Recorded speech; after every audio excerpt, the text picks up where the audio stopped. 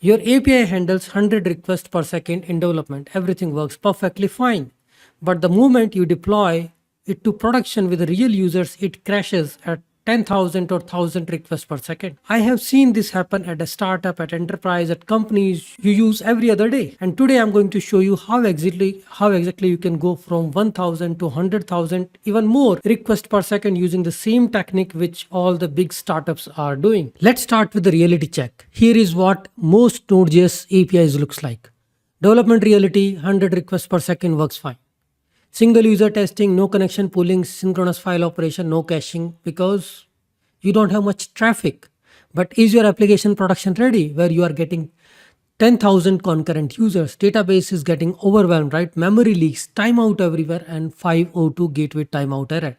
This is the gap between dev and production, and that is very massive, right? Let's try to fix it. So this is the 10x formula I always use to improve the performance of any NestJS Express TypeScript application.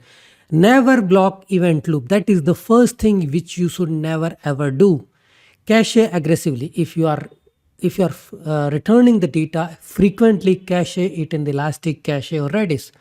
Pool the connections. Database never create each and every request should not create new connection. They should reuse. So we should use connection pooling for database and Redis. Scale horizontally. I mean, you might have heard about PM2, Kubernetes and all, right? We should scale horizontally. We can create a multiple pods, multiple containers, like you can run the Node.js in the cluster mode. Optimize query when you are use more indexes, paginations, projections. Do not return 1,000 records in one go. Add paginations, limit, offset. Protect your APIs from abuse, right? Implement rate limit, throttle. You should not allow your public APIs to be consumed 10,000 requests per second, right? It can impact your other APIs, the whole microservice. Now we need to understand where our performance bottlenecks are, right? Database. I mean, if you talk about a simple API, where the most of the time consumed at the database layer, 60% network, 20% serialization, 10 and business logic is just a 10%. The most of the time is querying the data from the database. But here the performance killers in this database query is n+1 query. Let's say what you are doing is you are fetching post and then you are fetching the user, or you are fetching the user and then fetching the post for each and every user. Let's say I'm returning the list of all the users, and for every user I'm querying the post table for each and every record. So that is called n+1 problem, and we need to fix it with a join, eager loading. Sync operations, we should not block the event loop. No connection pooling, obviously we need to fix that. Create index as much as possible where you are doing a query using where. Caching is always going to improve. Large payload, do not return the huge response or do not accept the huge response from the request. Always keep it light and always have a pagination enabled. So if we work on these parameters, I think our APIs can scale faster, can support thousands of more users.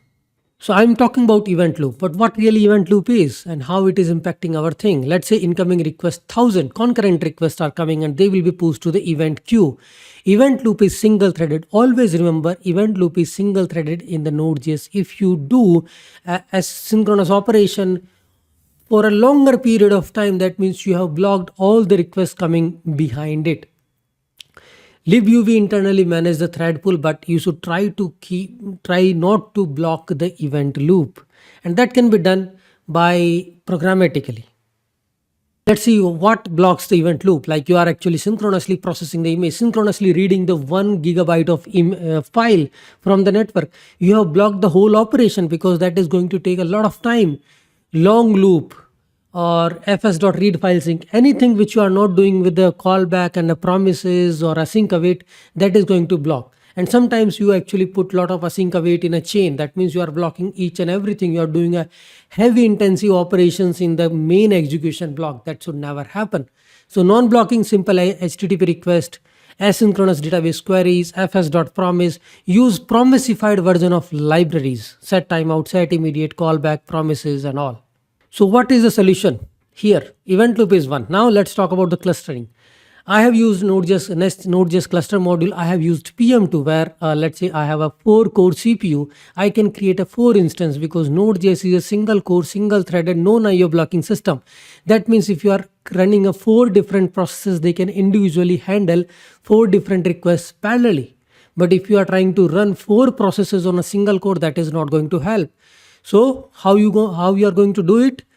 You can use a cluster module, you can use PM2. The only thing is, let's say if you are only using one core, one process on the 8 core system, you are actually killing the 7 core, you are not using them. So it's instead of that, you can create 8 processes, 8 PM2 child processes or cluster module processes that can handle it. So Node.js cluster module, PM2, you can do a load balancer, run the multiple virtual machines behind the load balancer, Docker Kubernetes. You can use a containerization orchestration where you can create multiple containers for running your Node.js instance. So this is how a simple node balancing can be done. Users, millions of requests are coming, that is fine. And in the real time, Netflix, Airbnb are getting those kind of requests. So we have a load balancer, and behind that we have a services which are horizontally scaled, right? We are not creating one container of 100 GB, right? We are creating a multiple servers, multiple worker threads. So these requests will be load balanced across them. And we are using Redis and Postgres cluster. So all the instance will get the real time data. Caching is always one of the most important aspect in the microservice design. If you are building something for the millions of user, have a Redis cache, try to look into the Redis cache. If not, try to read it from database and put it in the Redis. So that way, if once it was not available in the Redis in the second attempt, you will read from the Redis. This is about database, and this is what I was talking about, n+1 query problem. We are talking about database optimization. Here I'm doing is, give me all the users, and for each and every user I'm trying to find user. That is really very stupid query and code, right? What I can do is give me all the users and also give me the post for each and every user. One query in total here, one query for each and every user. This is n1 plus problem, and we end up doing this at many places. So always be aware about these kind of things to optimize the database queries.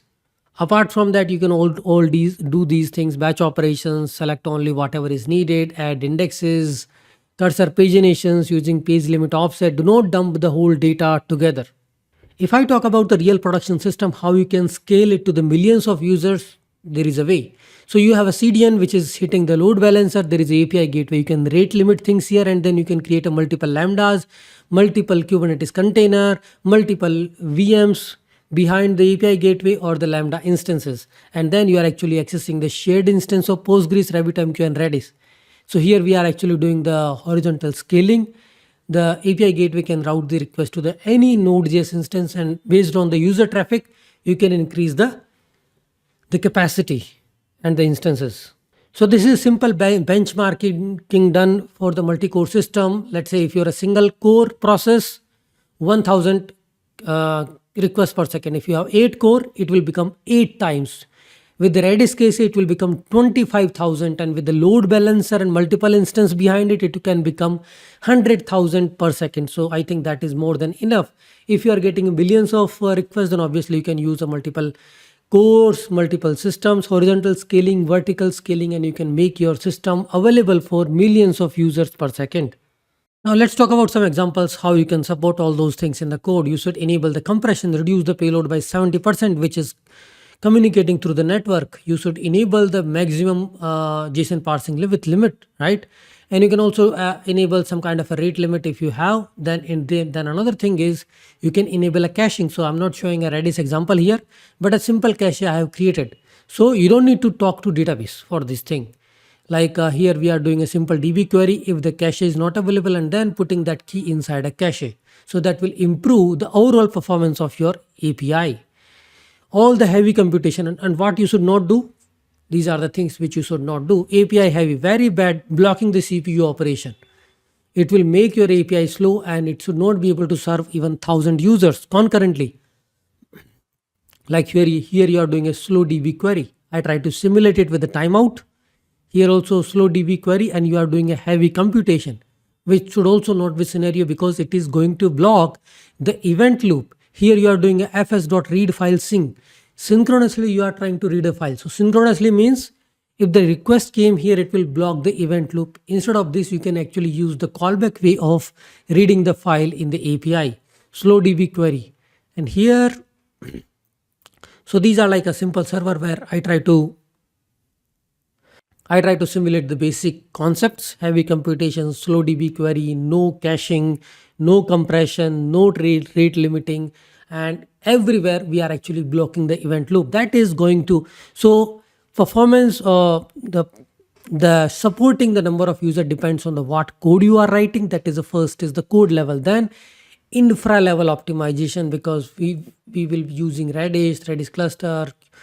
uh, like if we can use the heavy machine for the database, heavy machine for the Redis, that is vertical scaling, where you are actually increasing the size of the instance for your database, for your Redis, so that the response time can be reduced. Your Postgres can be able to support thousands of more queries per second. That is a vertical scaling. But first, the code level we need to improve.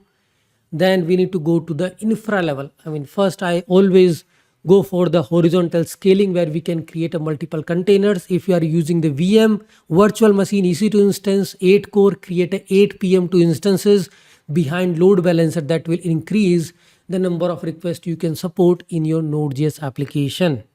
So that is what I'm saying. Everything is in your hand, how you optimize your code, how you deploy your application, where you deploy your application on the serverless lambdas, on the EC2 multi-core system, where you can create a PM2 instances, or on the Kubernetes containers, where you can create multiple pods for the Node.js application. It depends on you, but the overall objective is your application should be able to support more and more requests per second. First thing is at the code level, write asynchronous code as much as possible. Do not block the event loop.